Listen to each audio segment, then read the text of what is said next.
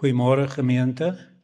Ons toetrede lied vir oggend is Psalm 130 vers 2 en 3 uit die Tosiusberuiming. En die gemeente sal staan tot na die geloofsbelijdenis.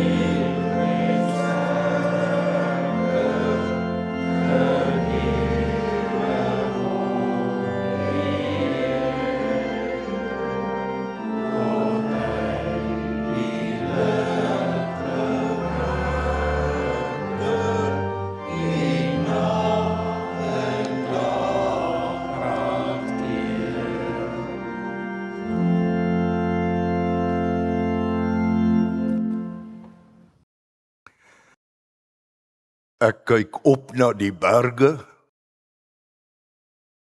Waar sal daar vir my hulp vandaan kom? My hulp kom van die God wat hemel en aarde geskape het en wat trou bly tot in ewigheid. Broeders en susters, genade en vrede word u ryklik geskenk van God ons Vader, deur Jesus Christus ons Here, en dit word vermenigvuldig deur die kragvolle werking van die Heilige Gees. Amen.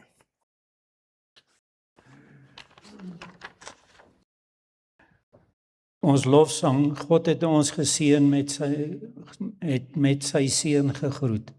Laat ons met blydskap daarop antwoord met die sing van Gesang 396, vers 1, 2 en 3.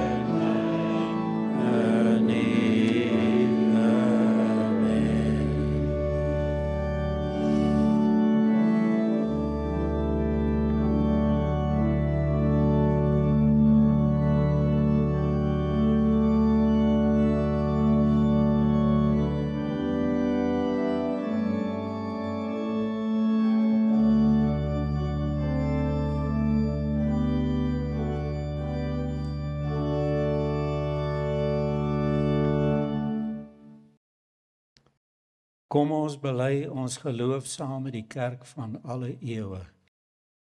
Ek glo in God die Vader, die Almagtige, die skepper van die hemel en die aarde, en in Jesus Christus, sy eniggebore Seun, ons Here, wat ontvang is van die Heilige Gees, gebore is uit die maagd Maria, wat gelei het onder Pontius Pilatus, gekruisig is, gesterf het en begrawe is, en neergedaal het na die hel, wat op die 3de dag weer opgestaan het uit die dode, wat opgevaar het na die hemel en sit aan die regterhand van God, die Almagtige Vader, vanwaar hy sal kom om te oordeel, die wat nog lewe en die wat reeds gesterf het. Ek glo in die Heilige Gees. Ek glo aan 'n heilige, algemene, Christelike kerk, die gemeenskap van die heiliges, die vergifnis van sondes, die opstanding van die vlees en 'n ewige lewe. Amen. Kom ons sing Gesang 260, vers 3 en 11, waarna u weer kan sit.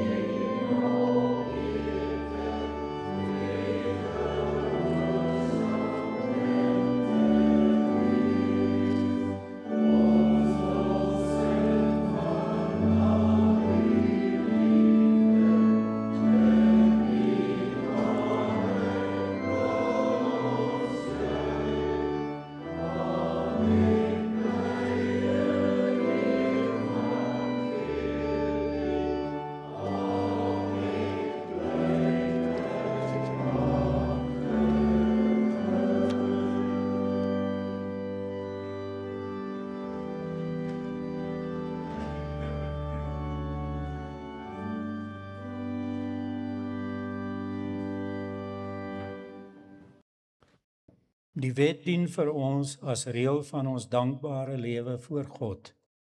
Hoor die wet soos wat Jesus dit opsom in Markus 12, vers 28 tot 31. Een van die skrifgeleerdes het hulle hoor redeneer en het nader gestaan. Toe hy sien dat Jesus hulle 'n goeie antwoord gegee het, vra hy vir hom: Wat is die reël? Wat is die heel grootste gebod? Jesus antwoord hom: Die eerste is: Luister Israel, die Here ons God is die enigste Here. Jy moet die Here jou God lief hê, met jou hele hart en met jou hele siel en met jou hele verstand en met al jou krag. Die tweede is: Jy moet jou naaste lief hê soos jouself. Geen ander gebod is groter as die twee nie. Kom ons sing Gesang 393, vers 4.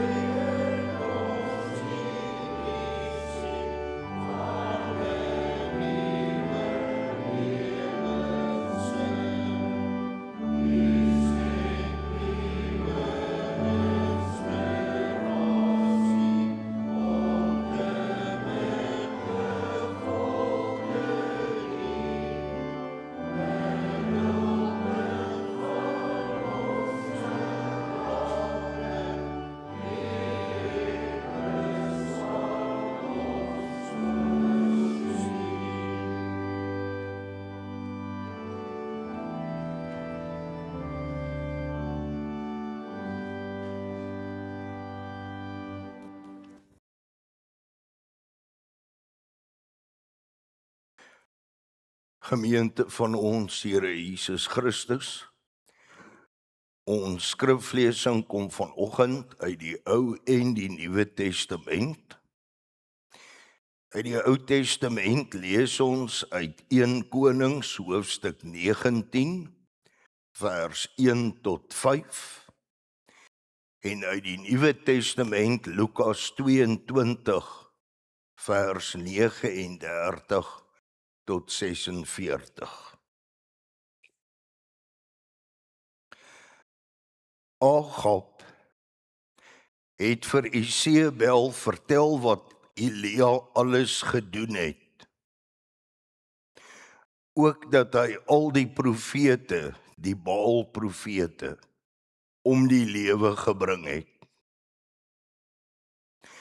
Toe het Isebel 'n boodskapper na Elia toe gestuur om vir hom te sê: Mag die gode my om die lewe bring, as ek nie môre teen hierdie tyd met jou gemaak het, soos jy met die profete nie. Elia het bang geword en terwille van sy lewe gevlug. Toe hy by Berseba in Juda kom, het hy sy slaaf daar agtergelaat. Hy self het egter 'n dagreis ver die woestyn ingegaan. Daar het hy onder 'n besembos gaan sit en gewens hy gaan dood. Hy het gesê: Nou is dit genoeg, Here. Neem my lewe, want ek is niks beter as my voorouers nie. Toe gaan lê hy en hy het daar onder die besembos aan die slaap geraak. Toe hy hom weer kom kry, skud 'n engel aan hom en sê: Word wakker, eet.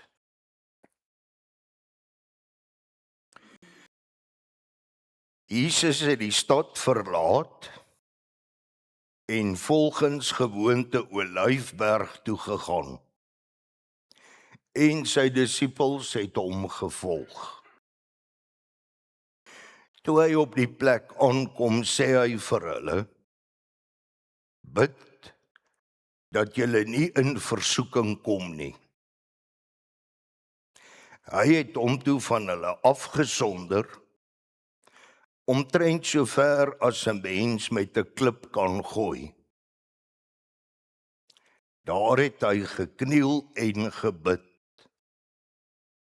Vader, as U wil, neem tog hierdie lydensbeker van my af weg. Laat nogtans nie my wil nie, maar U wil geskied. 'n Engel uit die hemel het aan hom verskyn en hom versterk. Hy het in doodangs geraak en het nog ernstiger gebid. Sy sweet het soos bloeddruppels geword wat op die grond val. Toe hy van die gebed opstaan en by die disippels kom, kry hy hulle aan die slaap, uitgeput van droefheid. Hy sê toe vir hulle: Waarom slaap julle? Staan op en bid, sodat julle nie in die versoeking kom nie. Tot sover ons skriflesing. En gelukkig is elke mens wat die woord van die Here hoor en dit ook in sy of haar hart bewaar. Broeders en susters, kom dat ons saam bid.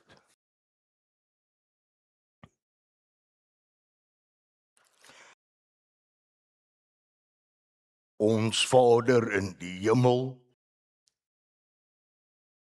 Op hierdie dag staan ons voor die kruis op Golgotha. Wat ons sien, goeie Heer, vul ons met afgryse. U Seun, God en Here, het 'n vervloekte geword. Ons bid U, laat ons elkeen dan vandag tog hier voor die kruis sien hoe ons elkeen werklik lyk. Laat ons sien hoe die sonde ons hart en verstand en ons wêreld verniel het. En laat ons U oordeel daaroor raak sien.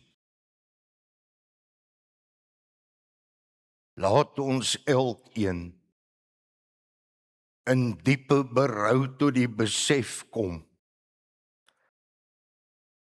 dat ons nie sulke wonderlike wesens is as wat ons so graag van onsself dink nie. Laat ons elkeen hier besef dat die haat en die kwaad in ons wêreld, ons eie skuld is. En laat ons vandag hier verslae staan, omdat U nogtans ons nie verwerp het nie, maar U Seun verlaat het, ter wille van ons. Laat ons hierdie liefde en vergifnis van U elke keer onthou, wanneer ons bid, wanneer ons by ons huis is, en wanneer ons in hierdie wêreld ingaan. En laat ons juis hierdie liefde onthou, as ons op pad wou gaan, om die bose te doen. Ons pleit by U op hierdie dag, vergewe ons tog ons sonde, net ter wille van ons Here Jesus Christus, wat daar aan die kruis besig is om te sterf. Hoor tog ons gebed, alleen om sy naams ontwil. Amen.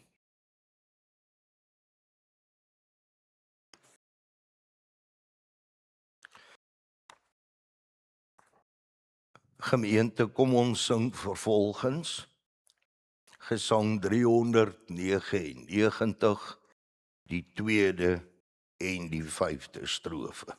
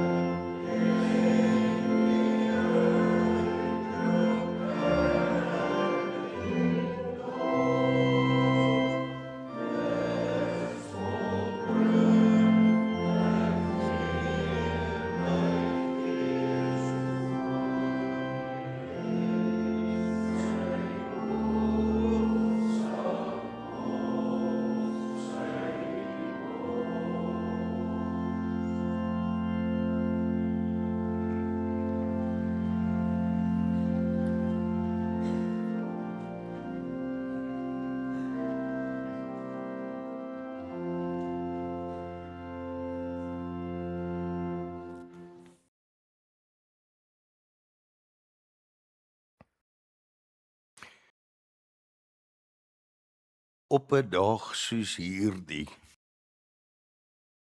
hoort daar eintlik net stilte te wees en by ons elkeen 'n diepe nadenke. Broeders en susters, kom ons vertaal die gebeure in Getsemane in mense woorde. In Getsemane praat die seun met die Vader. En hy vra die Vader of hulle tog nie hier 'n verandering aan die raadsplan kan bring nie. En hy vra die Vader dat hy dit tog so moet gee dat die seun nie hierdie beker hoef te drink nie. Om te verstaan wat in Getsemane gebeur het, moet ons terugloop na die Ou Testament. Want wat hier in Getsemane gebeur, is twee sake wat gelyktydig uit die Ou Testament hom voordoen. Die eerste is die instelling van die ampt van Hoëpriester. Die ampt van die Hoëpriester is ingestel in die Ou Testament. Dis die eerste saak. En die tweede saak wat hier ook van belang is vir die tuin van Getsemane, is die gebeure rondom die profeet Elia.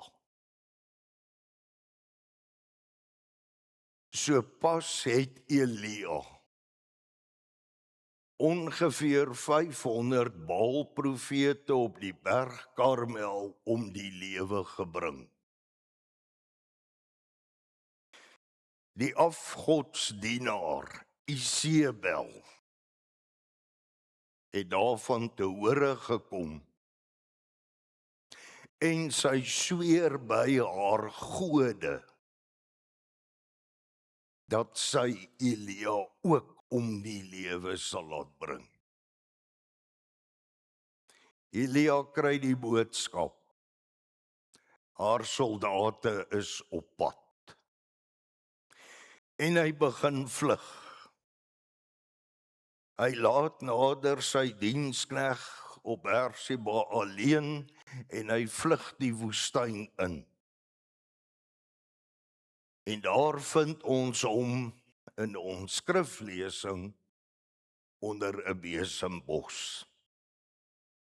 En wat sê hy vir die liewe Heer? Hy sê, nou is dit genoeg, Here.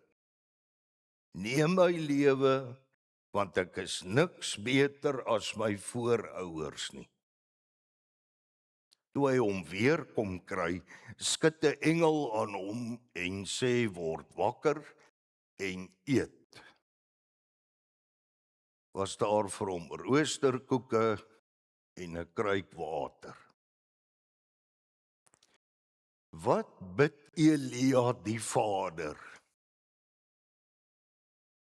Hy bid nie dat die Vader hom moet red uit die hand van Isebel nie. Hy bid dat die goeie Heer tog self hom om die lewe moet bring. Hy vlug, want die soldate gaan hom om die lewe bring. Maar dan lê hy onder 'n besembos en hy vra die Vader, bring U my om die lewe. Hy het nie gebid om redding nie. En nou kyk ons vlugtig na die hoëpriester. Israel het 'n verskeidenheid van godsdienstige feeste gehad, maar die belangrikste twee feeste was die Paasfees, wat hulle in die eerste maand van hulle kalenderjaar gevier het, maar dan ook die groot versoendag op die 7de maand van hulle kalender. En by daardie geleentheid moes die hoëpriester offers bring ter wille van die volk se sonde, vir die hoëpriester se eie sonde, en moes hy in die allerheiligste ingaan om dit te reinig van die volk se sonde. In 1 Korintiërs hoofstuk 5 word dit vir ons uitgespel dat Jesus Christus is die paaslam vir sy kerk. En in Hebreërs 9 lees ons van die hoëpriester en dan word van Jesus Christus gesê, hy is ons ware hoëpriester met sy eie bloed en nie met die van bokke en kalwers nie, het hy in die heiligdom ingegaan, die allerheiligste, en met sy bloed vir ons versoening gebring. Jesus daar in Getsemane is te gelykertyd die paaslam en die ware hoëpriester. En in die evangelie van Lukas word hierdie twee sake vir ons mooi verduidelik, dat met die instelling van die nagmaal tydens die Paasfees, staan hy daar as paaslam, en hy sê vir sy disippels, vir die kerk van alle tye, dit is my liggaam, dit is my bloed, eet en drink hiervan. En wanneer hy in die tuin van Getsemane ingaan, dan stap hy daarin as die ware hoëpriester.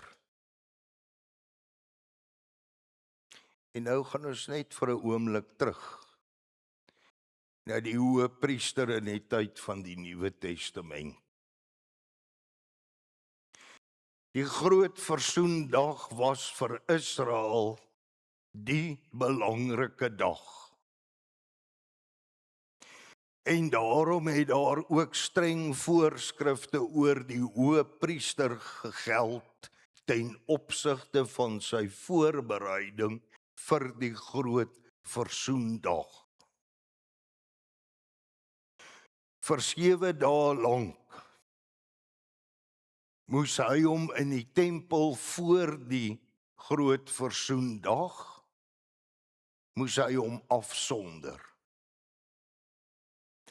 En dan het die lede van die Sanhedrin, die Joodse raad, gekom,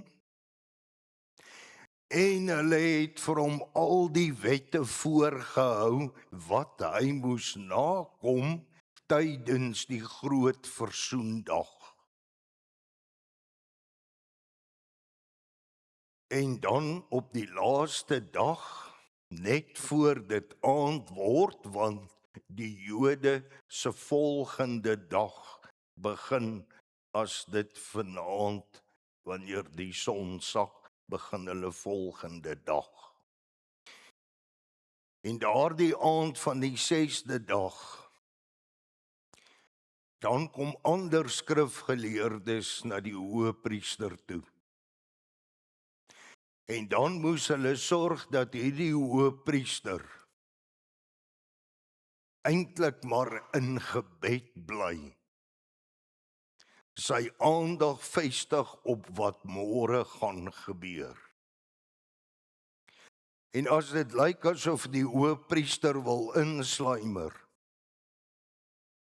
dan moes hulle hom saggies teen die gesig tik met hulle vingers en sê, word wakker. Loop kaalvoet oor die betonvloer van die tempel, dat u kan wakker bly. Want was die gedagte, as die hoëpriester aan die slaap sou raak, dat hy dan in sy drome die tempel sou kon verlaat. Hy moes wakker bly tot die volgende oggend. En nou begin die ooreenkoms met die hoëpriester in die tempel en Jesus Christus in die tuin van Getsemane begin nou duidelik te word. Die Here gaan na die Olyfberg met sy disippels. Hy sê vir hulle, bly wakker, bid dat julle nie in die versoeking moet kom nie. En dan soos ons teks sê, 'n klip gooi ver, gaan staan Jesus Christus alleen as hoëpriester en hy bid tot God.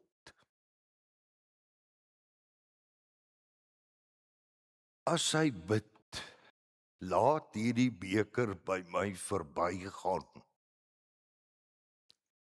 Is daardie geskiedenis geskoei op Elia. Elia het nie gevra dat die Here hom moet red van die dood nie. Jesus Christus bid nie dat hy verlos moet word van die dood nie, want dit is net sy dood wat versoening kan bring. Sy versoek aan die Vader is eintlik, moenie dat ek aan die hand van slegte mense doodgaan nie. Neem u my lewe. Dis die saak. Neem u my lewe. Moenie my in die hand, om nou die taal van Elia te gebruik, moenie my in die hande van Isebel laat val nie. Maak u my liewerster dood. En dis vir die Here Jesus, vir die Vader vra. En net soos wat 'n engel by Elia kom staan het, staan 'n engel van die Here langs Jesus Christus, om hom te bemoedig. Hy alleen die hoëpriester. En dan as hy terugkom, vind hy sy disippels aan die slaap, hulle wat hom moes wakker hou. Maar God het sy engel gestuur, by wyse van Spreuke, om hom wakker te hou, om te bemoedig. En dan sê hy vir sy disippels, word wakker, staan op en bid, dat julle nie in die versoeking moet kom nie. Sal daarna toe terugkom. En dan stap hy daar vanaf die Olyfberg, nou gevange, maar stap hy daar as die ware hoëpriester. En hy is op pad, as ons nou dink aan die hoëpriester van die Jode, en hy is op pad na die allerheiligste gedeelte van die tempel, as hy aan die kruis hang. En daar gebeur met hierdie hoëpriester wat nog nooit met 'n hoëpriester gebeur het nie. Die vrees wat 'n hoëpriester altyd gehad het, en dit is as hy hom begewe in daardie allerheiligste, is sy lewe op die spel. Jesus Christus stap in en hy sterf. Want met sy bloed word die enige ewige finale soenoffer gebring.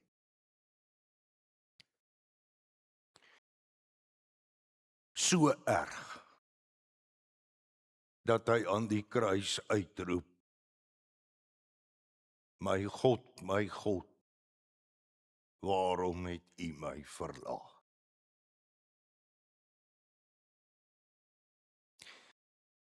Broeders en susters, wat beteken hierdie versoening tussen God en ons, tussen God en my? Dit beteken, as ek in die geloof aan Jesus Christus vashou, is die Vader nie meer vir my kwaad, omdat ek die stikkende mens is wat ek is nie.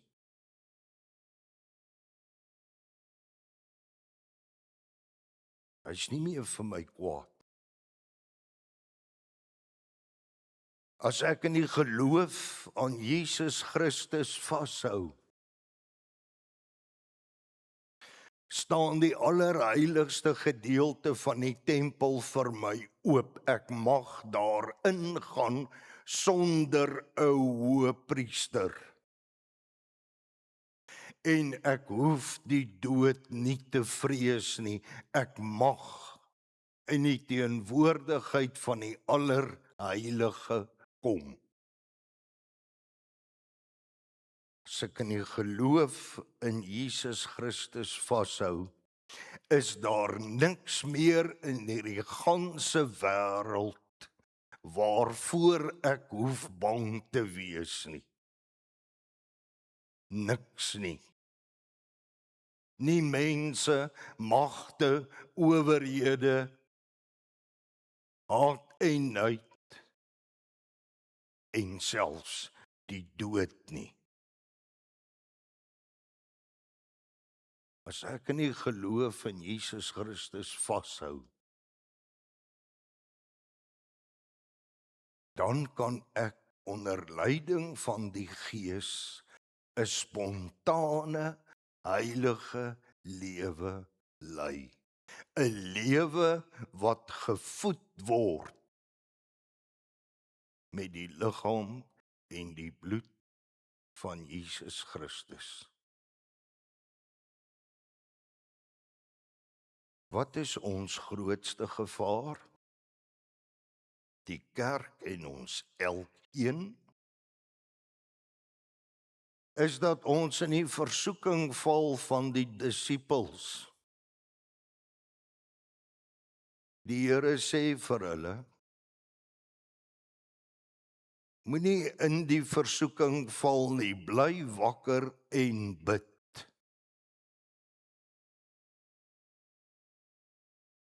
Toe die Here daar eenkant staan en as hoëpriester bid,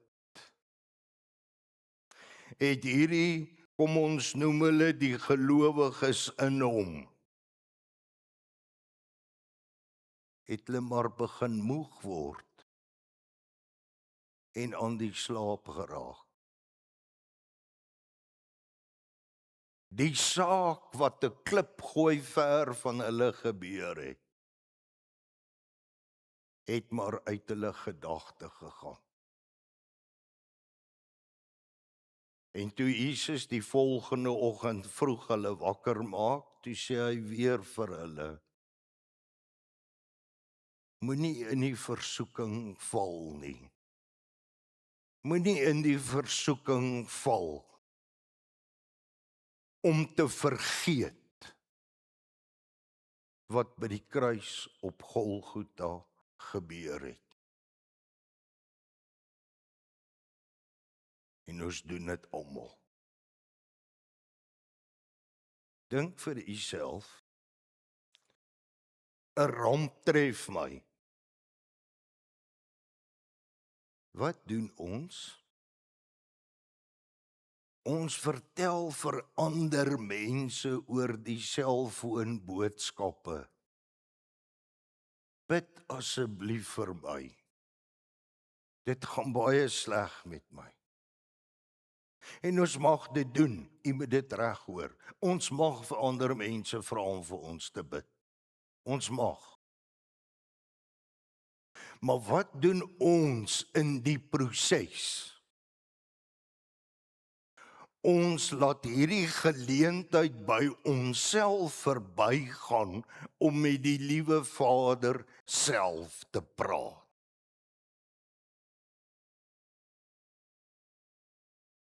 Ons het hierdie voorreg om nou met God self te kan praat. Gooi ons weg. Ons het in die versoeking geval om te vergeet wat by die kruis gebeur het. In ons alledaagse lewe vergeet ons, laat ons na om na ons Vader daar in die allerheiligste te gaan en met homself te kan praat in die naam van Jesus Christus. En hoekom doen ons dit? Want ons betwyfel ons eie geloof. Ons is nie die eerste mense wat van onsself dink, van myself dink. Ek het maar 'n swak geloof nie. Reg deur die Bybel vind ons mense wat sê, ag Here, kom tog net my klein geloof te hulp. En die liewe Vader se oor is ingestel op iemand wat voel, hy of sy het nie meer krag nie. Hierdie dag verkondig aan ons, die allerheiligste staan oop. Ons moenie in die versoeking verval om daarby verby te gaan nie. Ons verloor self dan die lewe. Amen.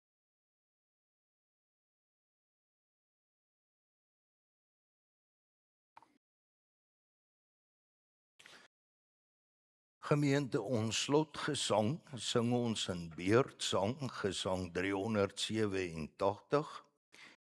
Die eerste strofe almal, die tweede die susters, die derde die broers en dan die vierde weer almal.